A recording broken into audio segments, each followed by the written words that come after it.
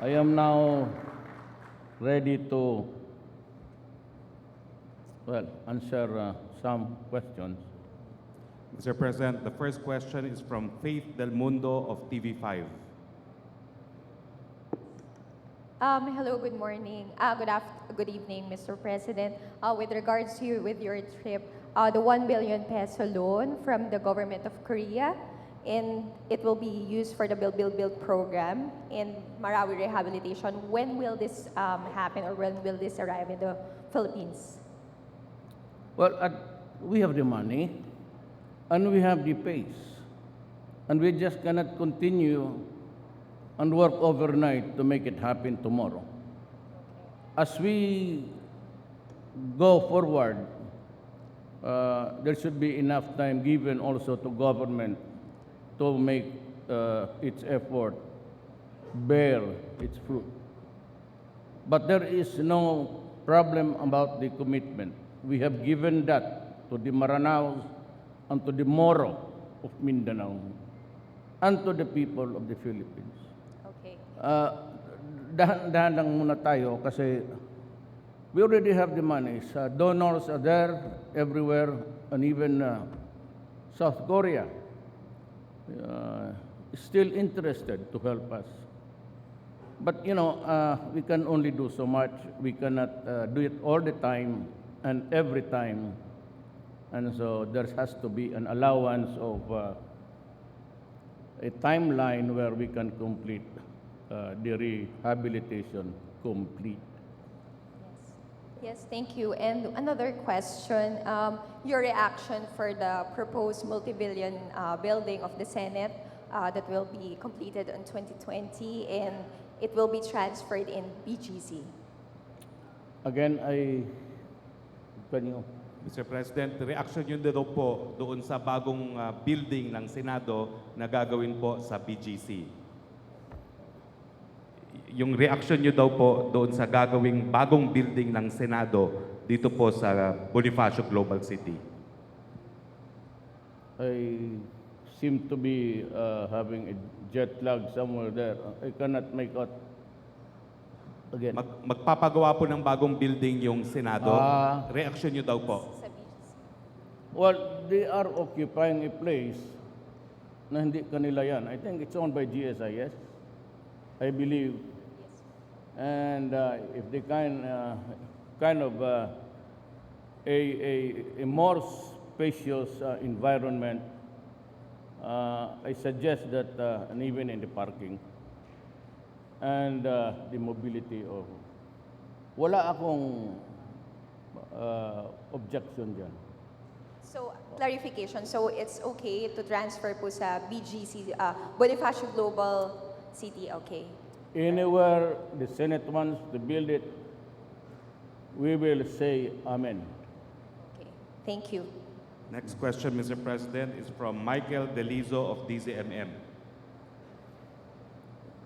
Hello, Mr. President. Okay, the DFA has always been saying that the Philippines has been taking diplomatic actions on the West Philippine Sea issue. Now, could you please specify what diplomatic actions we have already taken and in what specific issue? Sinasabi daw po ng DFA na meron sila mga diplomatic action na ginawa sa West Philippine Sea. Pwede ba hong i-specify kung ano yung mga diplomatic action na ito? DFA does not on its own do a policy. It's the office of the president. And so they just implement. It's the sole organ of the foreign policy of this country lies with the office of the president. And as I have said my piece, unless we are ready to go to war, and I would like to embody to be drafted if they want, and I will send them first. We cannot afford a war at this time because it will result in a massacre. I am not prepared to lose my soldiers and policemen for a simple adventurism. Diplomatic protest, every time we open our mouth, We are protesting actually. And if you might want to know, the first time I met Ms. President Xi, I already protested and insisted that we will dig our own oil there. And the response was always, I said, it might lead into some kind of trouble. And when you say that word trouble in Chinese, it means exactly what it means. Are we prepared to go to war? It's easy to postulate a theory. Maraming scholar na bright ang Pilipinas. Hindi na ubusan eh. Libo yan. With the population of 105 million, you can easily say that there are about 1 million who want something more than just the dramatics.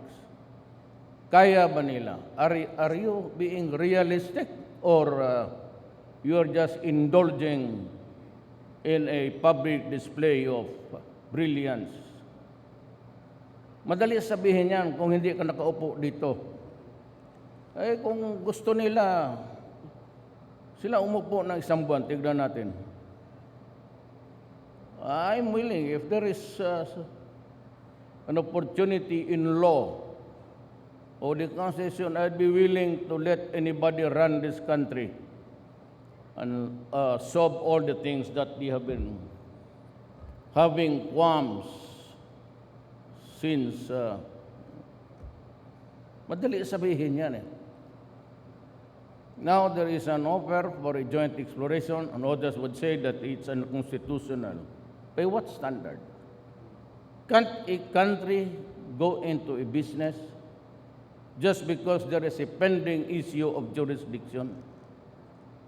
This is a historical claim, and this is an arbitration award. Now, who wins? Nobody. Can I rely now on America and drop the first bomb when we attack? Can I rely on anybody's help?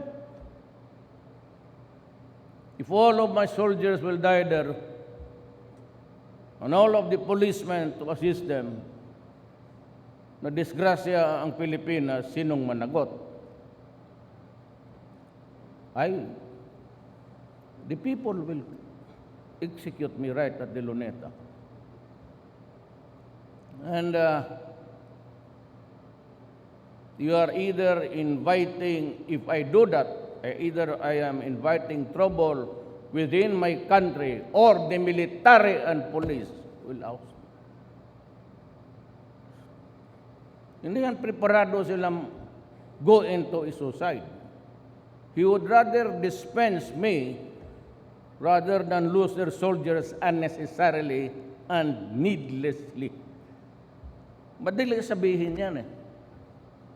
Pag sinabi ko sa military, pati police, pumunta ka din, mag-suicide kayo. Do you think they will follow me? I'll be the first to, just like the others. I'll have some trouble in the streets, and eventually, the one who are now yakking will take advantage of that and gain power. Now, how many times did the military intervene in this country? Are you sure that this time they will give it back to the civilians? Just like the other sad experiences which they suffered. Ibinibalik nila sa military civilian. And they also, there's a lesson to be learned every coup-d'etat or every change of radical ways of removing an official of government. Sigurado ba kayo na susunod ang military if it means a massacre right there on the beach of Palawan? Madali sabihin niya. Kung ako ang military, ako ang general, utusan mo ako na pumunta ka doon, magpakamatay ka, samayin mo yung sundalo mo. Bingo, fuck you. Why do I have to do that?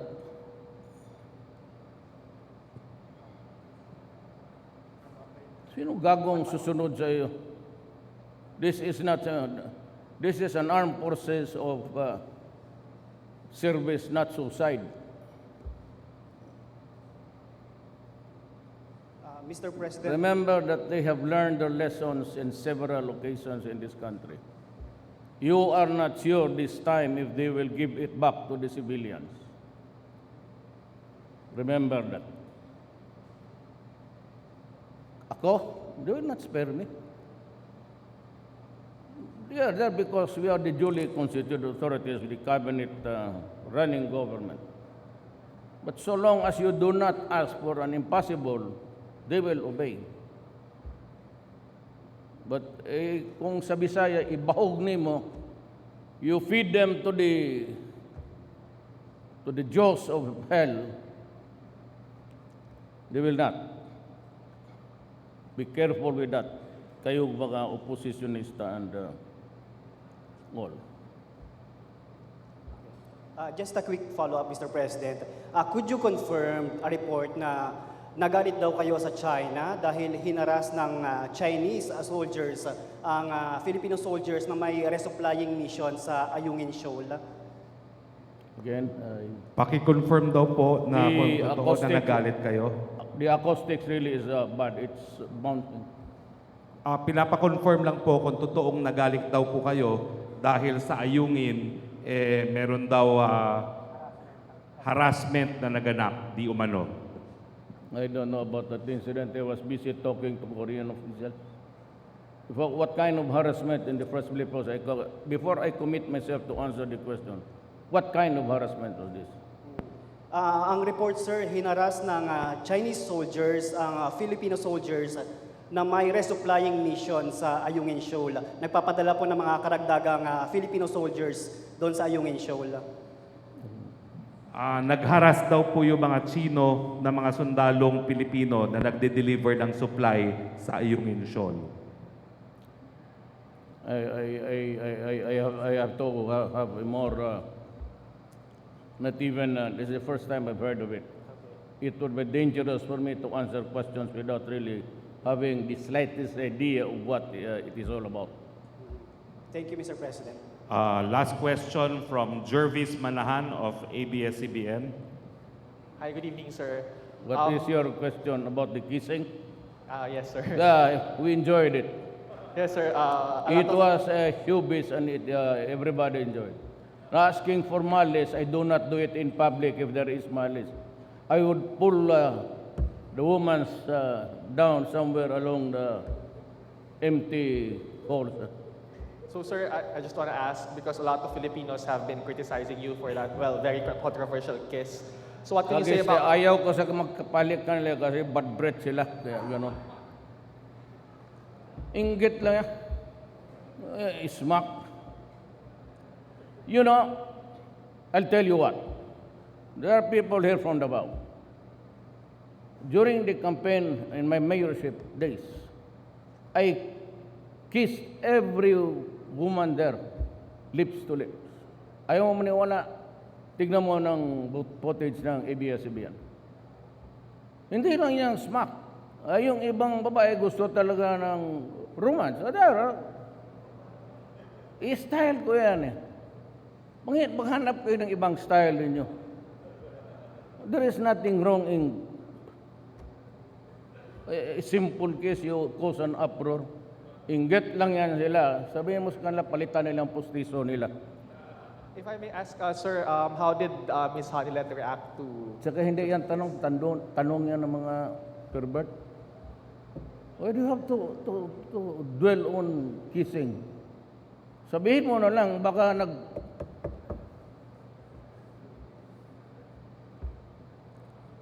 Next question. Next question. One more, Mr. Mayor, or isa pa po? Yes, Okay. One more, Athena Imperial of GMA7. Same about the kiss. No, sir. It's about Ms. Chris Aquino's reaction to Asik Mocha Uson's post. Have you talked with Asik Uson about this, sir? Ms. Chris Aquino got offended with Asik Uson's post, showing a video of the late Senator Ninoy Aquino, her father being kissed by two women in defense and in comparison to your controversial kiss, sir. Ms. Aquino said she never disrespected you and she didn't react negatively on other issues about her family that ASEC Uson brought up until this 9 o'clock in the evening. She also mentioned that what ASEC Uson recently posted reminded her of her father's death. The sorrow resurfaced because of ASEC Uson's post. What is your reaction to this, sir? Ma'am, I am very sorry. I got lost along the maze of the question. Can you put it in one statement? Ang reaksyon nyo daw po, kasi may reaksyon daw si Chris Aquino dun sa pinost ni ASEC Mocha Uson na larawan po ng ni Ninoy Aquino na hilahalikan ng dalawang Ng babae. babae, yes. At ang sabi daw po ni Chris Aquino, nasaktan daw siya Nasaktan daw po siya, doon sir. sa ganong sinulat ni ASEC Mocha Uson. Reaction daw Well, po. the logical answer would be to ask my daughter also if he was hurt. I can only ask for my territory. I cannot dwell into the, first of all, with due respect, wala nang tao dito, patay na. Second is, I do not know the exact feelings. Maybe if you want a comparison, you can ask my daughter what she felt when she saw me. But I said she was around. May dala-dala ako noong mga ball, noong mayor pa ako. And every time that may bigyan ako, I would pick out a woman. Sinasadya ko. Matanda, bata lahat. Bata dito. Basta maganda, bata, halik, gusto mo? Oh, sige.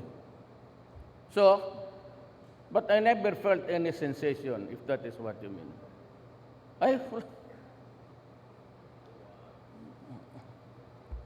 I can only generate an emotion if I kiss a woman I love. Any other stranger is pure showbiz. Sir, nakapag-usap na po ba kayo ni ASEC Uson regarding the post? Wala akong, tanungin mo lang yung mga babae, ma'am. If the women, if there are enough women to, well, I think if all women here would sign a petition for me to resign, I will resign. But as to the posting of, and maybe the corresponding emotional feeling that was generated, I said, I cannot answer it. Thank you very much. Thank you, Mr. Yung President. anak ko, yung pwede mo tanungin. Inday and yung isang anak ko, yun, talaga si Lusa yun. Yun, baka she will put me to task. I expect my second daughter to say something about it in front of me when kaya ayaw ko munang umuwi. Pakalmuhin muna natin. Alam mo, hindi tayo pwede makipag-away ng anak na babae. Yan. We fathers, we cannot afford to. So every time a daughter comments, medyo yung lalaki pa, pero yung mga babae, yung lalo na si Inday. Hindi ko talaga kaya. So, pa-cool off muna ako dito ng ilang araw sa Maynila. Mabuti pa sa inyo mga babae, tulungan na lang ninyo ako tuloy mag-explain to them na natural mo yung ganon. And because I really, I want people, hindi nyo kasi ako kilala. I'm a small town political warlord in politics, not in arms. Ganon talaga ako sa amin. I embrace lahat. Yung lalo na yung nandyan sa baba. You can hardly see me embracing the high and the mighty. But kung kilala ninyo ako, ay nag-embrace ako, lalo yung may sakit, And even with yung may mga lumalabas na I always reassure them that government is there. And you know what? I'll tell you. That was my secret in politics. Nandoon ako sa baba kasi galing ako doon. And if I want women to feel important, even if they are sick, may mga infection na lumalabas sa damit, I try to embrace them and calm them down and say, we will look for something else. I'll tell you now, yung PGH, hospital, they are always stretched beyond its normal capacity for.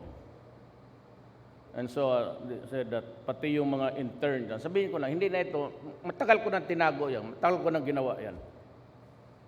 Tapos sabi nila na pati yung mga intern, nagko-contribute sila ng pera just to help a patient there. So one day I called them. Sabi ko, how much is your, sabi sir, maliit lang masyado. Enough for wages and salaries, no more. Sabi ko, gaano kahirap dyan? So siya talagang ganyan lang. So sabi ko, would 100 million a month help you? Ang sabi ng mga doktor, tanungin nyo. So, Mayor, malaking bagay yan. Yearly, kung no, I will order PAGCOR to give you 100 million a month. Check it out.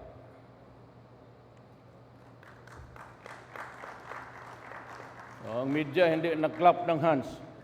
Kayo yung nagpag-answer sa akin. Yan sa totoo lang. And soldiers. Yung mga retirees, how much do you receive? Kaya talagang papatayin kayo, pa-suicide mo yung mga yan. Who will take care of their families? Ilan lang ang sweldo niyan? Kayo mga empleyado dito. Kayo mga ABS-CBN. Wala kayong mga salary na all these years in your service. Kayo dyan, what do you receive? Talent fee. Di ba? Sinong tumagal dyan sa ABS-CBN na nabigyan ng malaking sweldo? Anong binibigay sa inyo? Talent fee. Inang yan. How many years? 15, 20 years. Talent fee. Kala mo malalaki yung sweldo dyan, mga bata, pinapalaro nila dyan sa ano? Even how good you are, it's always talent ka lang. Forever. Gusto mo talaga malaman ang buhay ng Pilipino. Mga sundalo, ilan naman makuha nila? Ang problema nito because they retire at the age of 56. So doon nakunin yung, how much doon? 1 million, 2 million? Si Batot. Sabi nila 14. How old is Bato? 56? Well, do you presume that if he lives about another 15 years, doon niya kunin lahat ng pagkain niya, pati Bato is, the physique is good, but only now. He will get old one of these days. You think that 14 million with the cost of money rising is enough? At tapos sabihin mo ako, magkipagira ako, sino magpakain ng mga byuda? Tapos pensyon, bigyan mo lang ng what? 4,000, 3,000? Eh kung mga mata yan, sino magpaaral ng mga anak niya? Sila? Itong mga China? Ako, payag ako. Anak ng... Sabay-sabay tayo. Pero gusto kong na pati kayo, kasali tayo. You want... I will not only say, sabihin ko ngayon sa China, okay, I will find out and I will go to war to retake whatever they think. Alam mo kasi itong mga... They are complaining about the bombers of it that airstrip is in Woody Island. It is far beyond our territorial and our economic zone. Malayo yan. Itong mga to, so gireklamo, we're not even looking at the map. Where is Woody Island? It's near the opening going out of Asia towards the Philippines, towards India. Madali sabihin niya, maghanap pala ng away. Ngayon, sabi na, putang, look, all the superpowers in America were already put to knowledge. Yung newspaper, lahat natin, that there was something afoot there, building a reclamation. Ang Amerika, pati itong mga justices, siyak bak ang ginawa mo nun. How about the time of Arroyo and Aquino? What was done? Tapos ngayon dito na meron ng missile, ngayon pa kayo magsigaw. An America is prodding me to be vocal about it. In the first place, you are the only superpower at the time, or even now. Why did you not send the 7th Fleet, pinarking mo doon, sinabi mo doon sa mga Chinese, stop it because you are not allowed to build artificial islands in international waters. Bakit hinintay ako? Bakit gusto nilang akong ipaon? Puro tarantado itong mga Ngayon gusto mo ako sa panahon ko sisirain ko ang bayan ko. Bakit hindi nyo sinira noon? You know very well na the overflights were made. We already had, nakapublish na dyan sa lahat ng newspaper. Tong Amerika, anong ginawa? It kept silent. Neither was there any public outcry o takot. Do you think America will survive if there is war going on?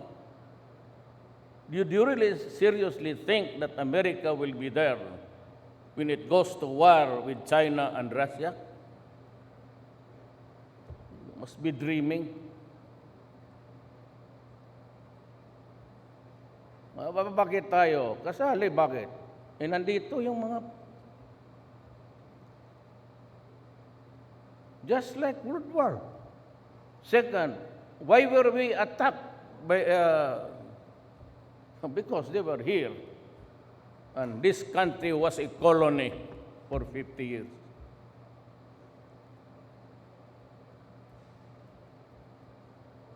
Akala na sila ang geopolitics, my God. Alam mo kung sinong professor namin dyan? Department of Foreign Affairs, si Rosalinda Tirona. She is now retired. You ask the DFA dito. And she was good, very good. Because she was employed sa Department of Foreign Affairs. She was our professor sa geopolitics. Nagsasabi na, alam ba ni Duterte ang geopolitics? Oh my God. Why don't you try to debate with me in public so that you will know? That you will know that I know. Hindi naman ako torpe. Alam mo kasi kung bakit? Kung mas bright itong mga justices, itong mga putang inan to, siya yung presidente ngayon. Hindi ako. Totoo. If you are smart, more than enough you claim to be, then why are you there? Why am I here? Me, I am here. I'm going to serve my country. This is the last chapter sa buhay ko. I will dedicate it to the service of my country. Good or bad, you may not like it, but tumbay.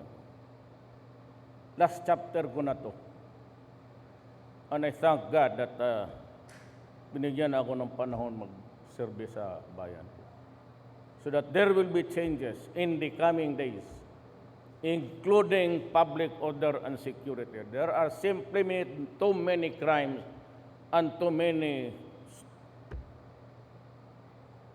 claiming to be this and that.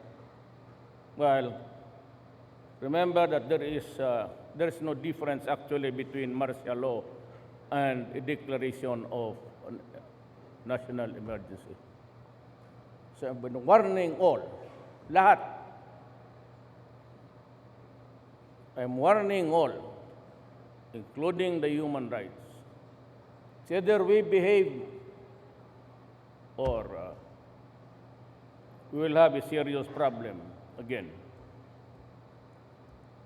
Mahirap yan. Most of the complaints here is, di ba pasok dito kasi takot, kidnapin, patayin. Well, somehow, even with this meager emergency power, I will use it to the hilt at put things in order. Ni-warning ko lang kayong mga kriminal, lahat na. Nasa gobyerno, sa labas, I will make radical changes in the days to come. For those offices na hindi talaga makontrol, I will place you under the office of the President. Ako na mismo ang kaharap mo araw-araw. Any other question? Nawala ang migraine ko. I puked in because of pain. That's why I was not able to go around the plane. Kumustahin ko sana yung mga mostly Filipino passengers. And I had to ask Senior Roque here to apologize in behalf, sabi ko, behalf of me. Na gusto kong umikot para lang most of them are OFWs. Ano pa ho? Mr. President, wala na pong tanong. Maraming salamat po. Welcome back and congratulations on a successful trip to Korea. May tanongin ako sa media. Who would want to answer me? Please volunteer. Bakit kayo lang pala ang magtanong? Hali kayo dito. Well, I was just about to ask if you're satisfied with my answer or not. Good night to you all, ladies and gentlemen.